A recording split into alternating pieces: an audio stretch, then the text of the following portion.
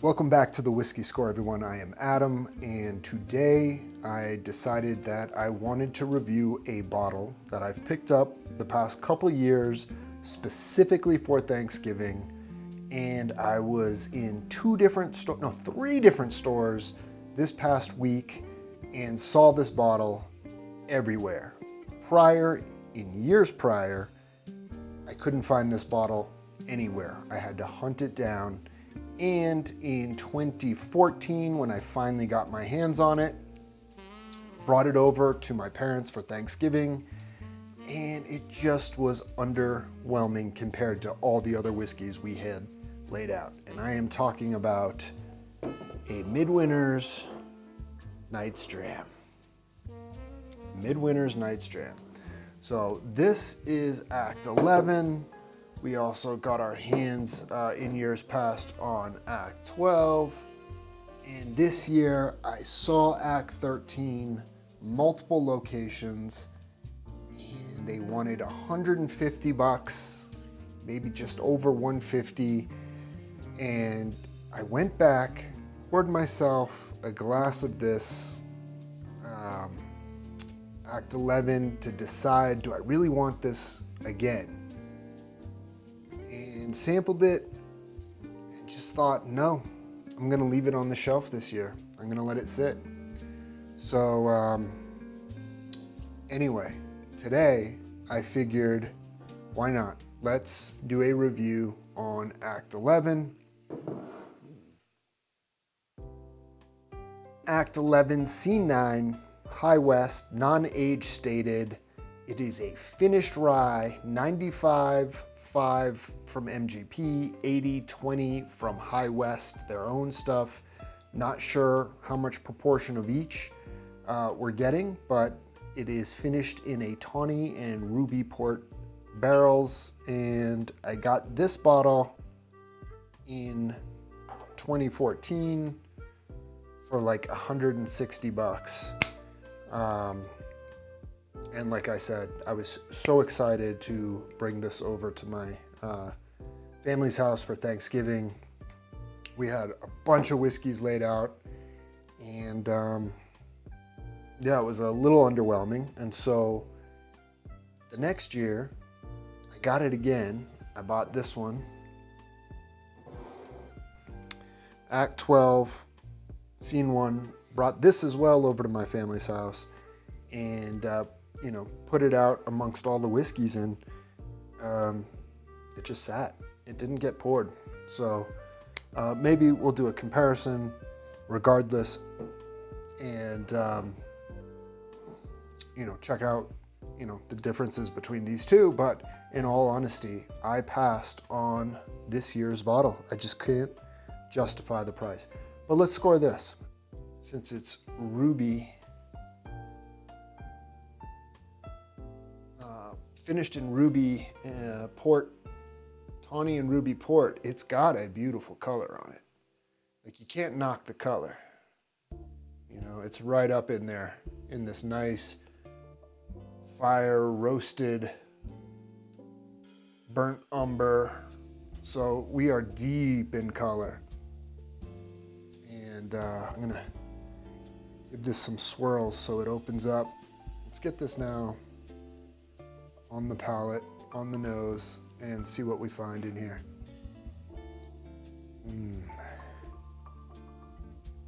Okay, right away with the fruits, fruit and spice, sweet and spice. It's a wonderful combo that rye whiskeys deliver. You get the spicy side of things. So we're getting this hot spicy there. Some of this peppers. So these kind of red peppers. These little hot spicy peppers. Some cinnamon and clove. Get those baking spices. And let's hone in on the sweet side. Wow, I'm still getting some of that spice. Let's see if we can find the fruits, because that's where I'm going next.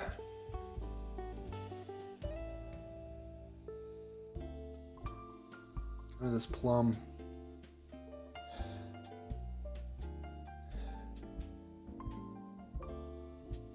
Grape and fig.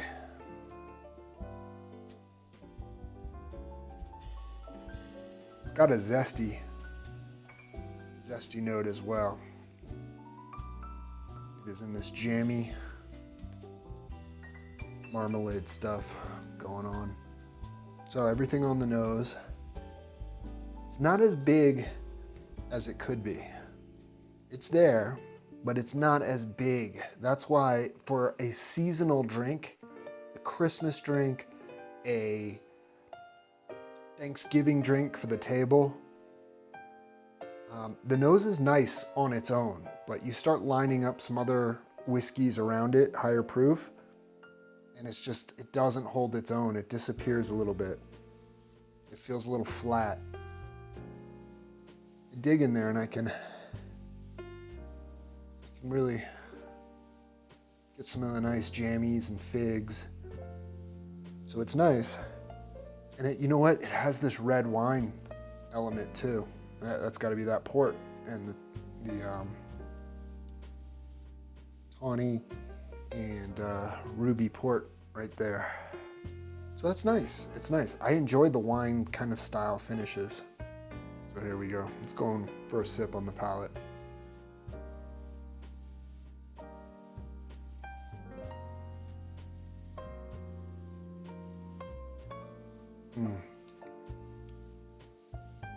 Ooh.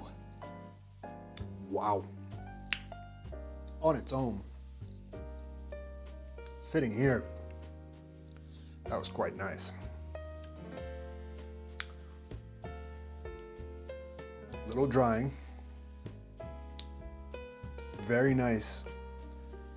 Zest, kind of this lemon peel. Is there any lemon peel in here? Here's a lemon, kind of lemon peel on the citrusy.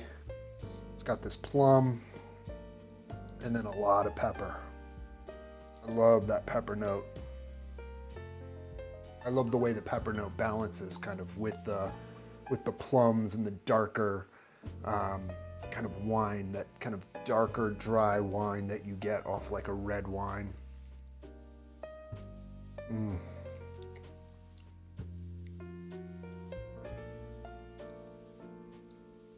It's nice, but it finishes way too fast.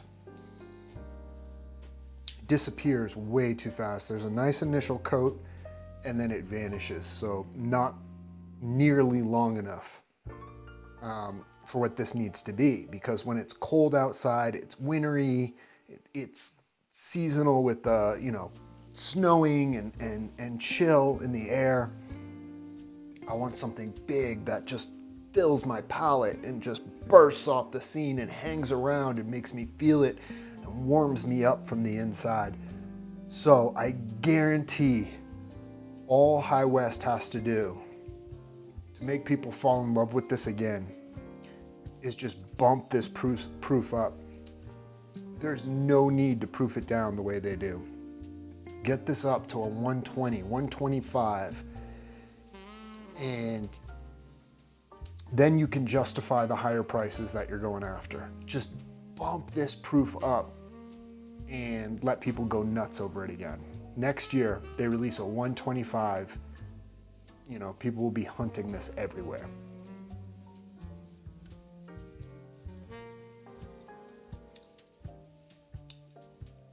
The flavor's not bad, it's just too short. It's nice. Not as many dimensions as I would hope to get. And again, it's gotta be a proof thing. It's gotta be a proof thing. So go back to the more limited barrels and just, so you're gonna get less quantity when you proof it down, but that give the people what they want. Just bump this up and then your prices will make sense. I let it sit on the shelf this year. Was not interested in chasing down. I didn't even chase. I wasn't even looking for it, and it was popping up in stores. I'll add a photo of my hunt because I took a couple photos to see if any friends might want it, but no takers. So Let's give this thing a score. All right. The nose is nice, but it's soft. It's a little bit of a letdown. So I'm gonna go nose 6, mouthfeel 5.5. We're gonna go balance, 5.5. There's nothing wrong with it, but there's not enough there. Flavor, I go like 6. Complexity 6. Finish 5. Maybe even lower on the finish. So what does that take us in terms of stars? This a 1, 2, 3, 4, 5.5 stars. 5.5, which puts us in average, pushing up on the average, but it's average. This is a nice average pour. Unfortunately, the price of $160 is too expensive for this. So to me, this is a no buy. I passed on it this year. Just there's other things that were popping out. I just got this old Zach. I'll put up a photo of it here. So I just got this old Zach that I'm excited to score. I posted it up to my Facebook group with other people in the area who were buying this bottle, and everybody said it's an immediate buy. Get it. So I'm excited to score the old Zach. John also bought the old Zach a few months back when he was traveling through Colorado. He took one sip, texted me immediately and said, if you ever see this old Zach, buy it as fast as possible. So there's that. 5.5. So let's see where this lands compared to the other whiskeys we've rated so far. Let's put it down with everything else. 5.5 lands this Midwinter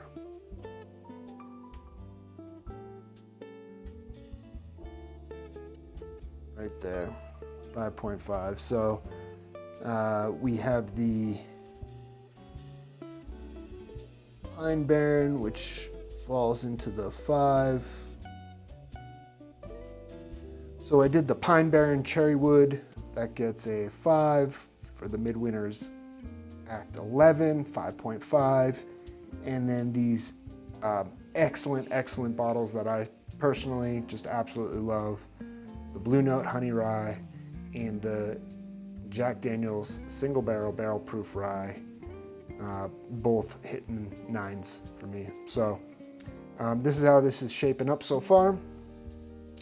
The goal, 101 whiskeys scored over the course of this next year.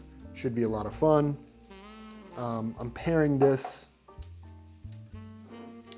Midwinter's tonight with a little cookie that my wife just baked. So for the holidays right now, paired with a chocolate chip pumpkin spice cookie, Midwinter Night's Dram.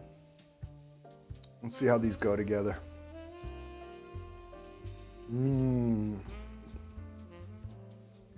Chocolate chip pumpkin spice cookie. Fresh out of the oven. Midwinter Night Dram with that rye spice and then that wine, sweeter wine.